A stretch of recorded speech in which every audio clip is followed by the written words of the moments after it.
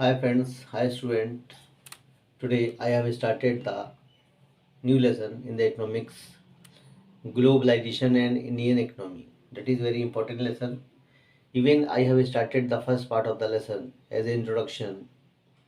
Okay na? But due to the term first, I have postponed this lesson and then I have started this lesson today.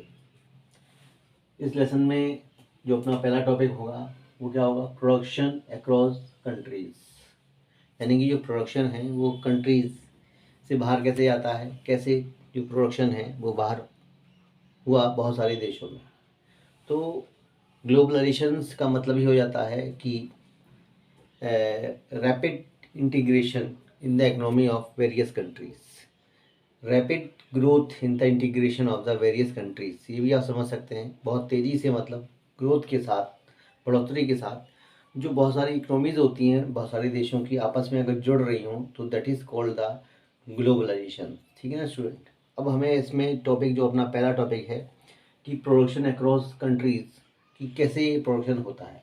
आपको पता ही होगा कि जो production है वो एक न्यू फेनामेना या एक नई चीज़ नहीं है, बल्कि ये हज़ारों समय से चलने वाली प्रोसेस है। जैसे कि जब ये सिविलाइजेशंस के स्टार्ट होते ही पहली सिविलाइजेशंस का कनेक्शन दूसरी सिविलाइजेशन से मिलता है, ऐसा हमें हिस्टोरियंस के जो एक्सकेवेशन हुए हैं उनसे पता चला।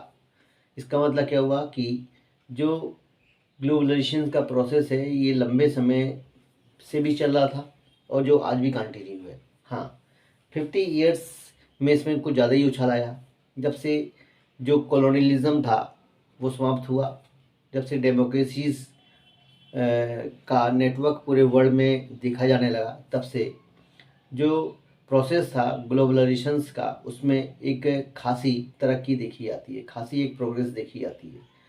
क्योंकि 200 ईयर्स पहले जब ये बहुत सारे देशों में यूरोप के बहुत सारे कंट्रीज़ थे जो उनकी कॉलोनीज़ पहुंची, तो वो कैसे पहुंची? उन्होंने अपने आप को एक तरीके से एक ट्रेड कंपनीज के रूप में प्रोजेक्ट किया, जबकि हम लोग उनको एक एमएनसीज ही बोल सकते हैं। एमएनसीज क्यों आई इंडिया में? उसका भी एक रीज़न था, क्योंकि यूरोपियन जो कंट्रीज़ थी वो ऐसे कॉन्टिनेंट में थी जहाँ पर क्लाइमेट की वजह से वहाँ पर ज़्यादा प्रोडक्शन हो नहीं सकती थी एग्रीकल्चर की। ठीक है ना? जिसकी वजह से उनको रॉ मटेरियल चाहिए था और रॉ मटेरियल उनको कहाँ मिलता? ट्रॉपिकल और सब ट्रॉपिकल कंट्री में मिलता। ठीक है ना स्टूडेंट? तो सबसे इम्पोर्टेंट बात ये है। तो रॉ मटेरियल की तलाश में, सर्च में ये जो यूरोपियन कंट्रीज थी, खास तौर से ब्रिटेन, फ्रांस, डच, पुर्तगीज, इन्होंने सर्च किया ऐसे देशों को जहाँ पर मतलब जंगल ज़्यादा हों, क्लाइमेट बहुत अच्छी हो, सूटेबल हो, जहाँ के लोग जो हैं वो गरीब हों, एज ए लेबर यूज़ हो सकते हों। ऐसे बहुत सारे रीजन थे जिसकी वजह से इन देशों की तरफ इन कंट्रीज़ ने अपना रुख किया और इस तरीके से मतलब उन्होंने बहुत सारे देशों को अपना गुलामी बनाया और गुलाम बनाने के साथ ही साथ उन्होंने इसके कई सारे बेनिफिट भी लिए।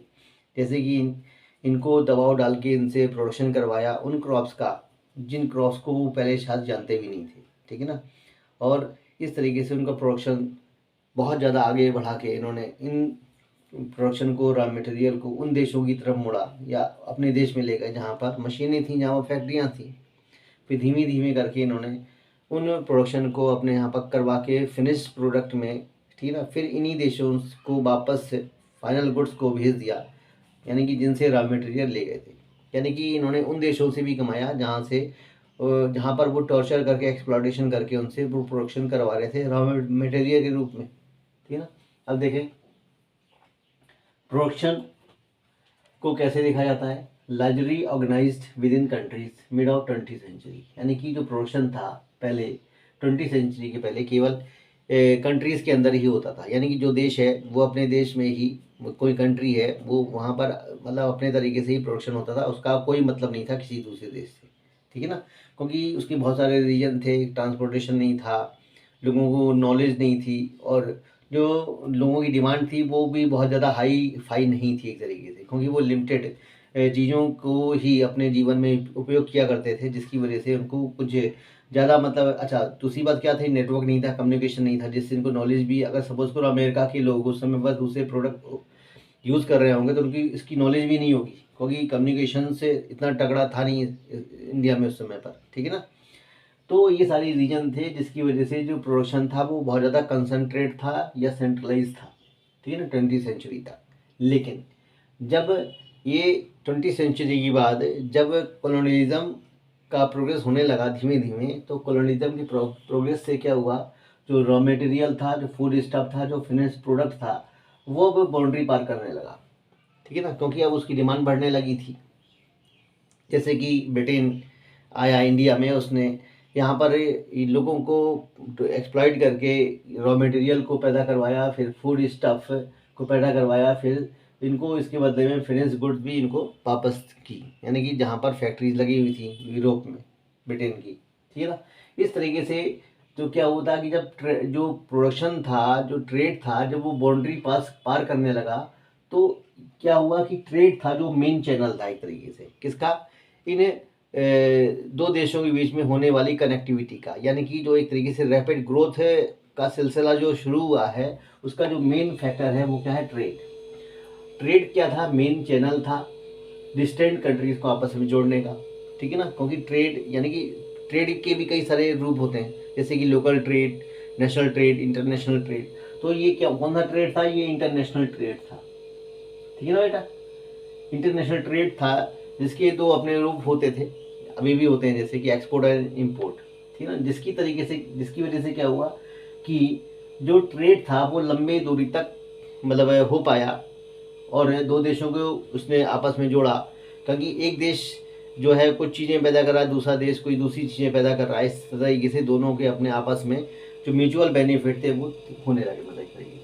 अब हु कंट्रोल ट्रेड, अब इस कंट्रोल जो ट्रेड है उसको कौन कंट्रोल करता है, ट्रेड को कंट्रोल करते हैं मुख्य रूप से लार्ज कंट्रीज और एमएनसीज। लार्ज कंट्री कब करते थे ट्रेड को कंट्रोल, लार्ज कंट्री करते थे जब एमएनसीज नहीं आई थी, ठीक है ना। जो बड़े बड़े देश थे जैसे कि अमेरिका है, ब्रिटेन है, फ्रांस है, ठीक है ना, डच है, जर्मनी है, या फिर पुर्तगाल है, तो आपने इनको कॉलोनीज के रूप में सुना होगा, इंपीरियलिस्टिक पावर के रूप में सुना होगा। इनको किसके रूप में सुना होगा, इंपीरियलिस्टिक, ठीक है ना, या फिर कॉलोनियल पावर के रूप में इनको सुना होगा, किनको, लार्ज कंट्रीज को, ठीक है ना। लेकिन जैसे ही जो कॉलोनियलिज्म का उसका सफाया होता है तो लार्ज कंट्री की इंपॉर्टेंस कम हो गई, ठीक है। लार्ज कंट्री की इंपॉर्टेंस कम हुई तो एमएनसीज यानी कि मल्टीनेशनल कारपोरेशन, एक ऐसा यूनिट जो कि किस में कंट्रोल रखता है, प्रोडक्शन पे, या प्रोडक्शन उसके अपने खुद के होते हैं।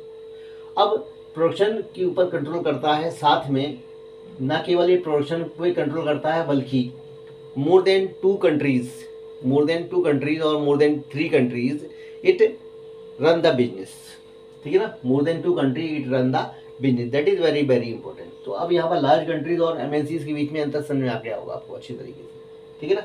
तो एमएनसीज यानी कि मल्टीनेशनल कारपोरेशन जो कि यूनिट होता है ट्रेड का, बिजनेस का, जो कि कंट्रोल पे, जो कि प्रोडक्शन में कंट्रोल रखता है, और मोर देन 2 कंट्रीज पे इसका बिजनेस रन होता है, ठीक है ना। और यहाँ तक कि कहा जाता है कि कुछ एमएनसीज का अपना जो बजट होता है वो बहुत से छोटे मोटे देशों के जीडीपी से भी ज़्यादा बड़ा होता है। मतलब अगर 4-6 देशों के जीडीपी को मिला दिया जाए तो जो बड़ी बड़ी कंपनीज हैं, एमएनसीज हैं, उनका जो बजट होगा, उनका जो जीडीपी होगा, उनका जो भी होगा, एक तरीके से ग्रोथ नेट रेट है जो उनका, ठीक है ना, तो उनका जो नेट प्रॉफिट होगा वो उन देशों, छोटे देशों से भी ज़्यादा होगा। अब क्या है, जो एमएनसीज थी इन्होंने अपने ऑफिस और फैक्ट्रीज क्यों मतलब ऐसे देशों में इस्टेब्लिश किए, उसका क्या रीज़न था, उसका रीज़न था चीप लेबर। चीप लेबर ही एक रीज़न नहीं था, बल्कि चीप लेबर के अलावा उनको शायद दूसरी चीज़ें भी चाहिए थी, जैसे कि रॉ मटेरियल, जैसे कि वीक गवर्नमेंट पॉलिसीज़, ठीक है ना, जैसे कि लोकल कंपनीज जो आसानी से उनके कंट्रोल में आ सके, ठीक है। इस तरीके से ये बहुत सारे रीज़न थे जिसकी वजह से जो एमएनसीज थी उनका प्रभाव बढ़ने लगा। अब एमएनसीज थी उनका प्रभाव क्यों बढ़ रहा था, क्योंकि वो मतलब बड़े, क्योंकि उनका एक रीज़न क्या था कि मास प्रोडक्शन क्या था।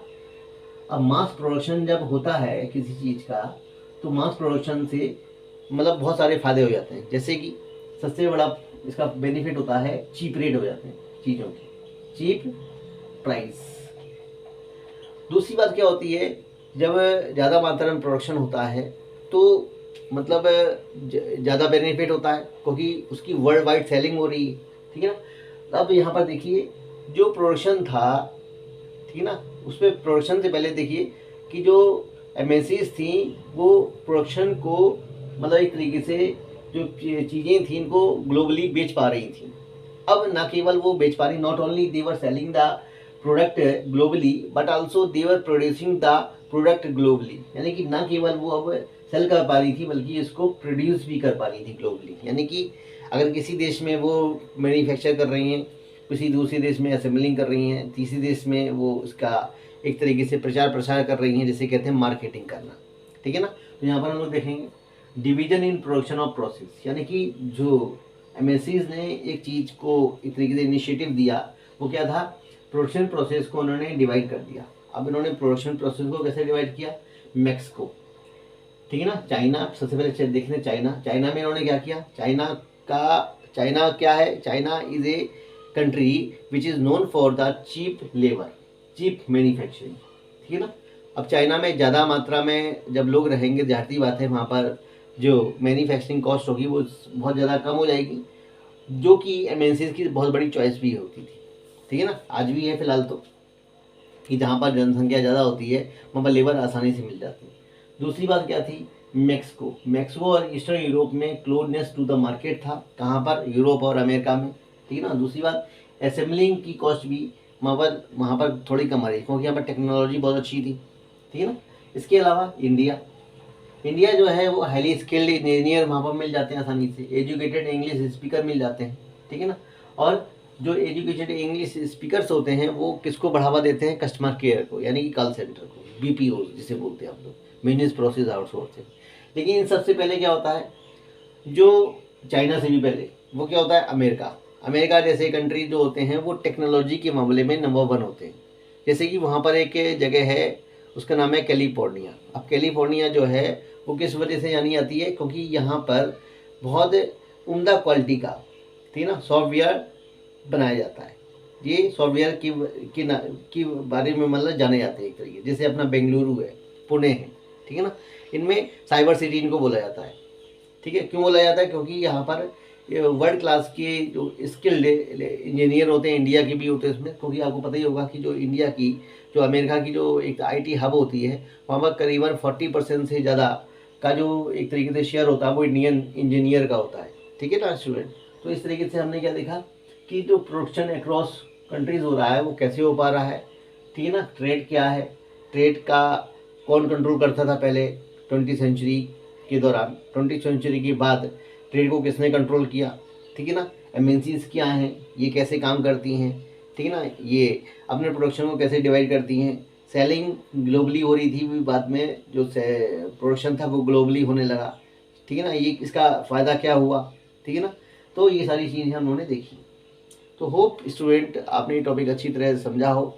अगर आपको इसमें कोई भी कमी लगती हो, अगर आपको कोई भी इसमें अपनी बात कहनी हो तो आप निश्चित रूप से कमेंट करिए, ठीक है ना, आपके कमेंट को स्वागत किया जाएगा। दूसरी बात, जो जो चीज़ें आप बराबर सुनते जा रहे हैं उसमें कमेंट निश्चित रूप से करिए, और इसके अलावा जो ये टॉपिक हैं आप इनको कवर भी करते रहिए, ठीक है ना student. Thank you to listening me and watching.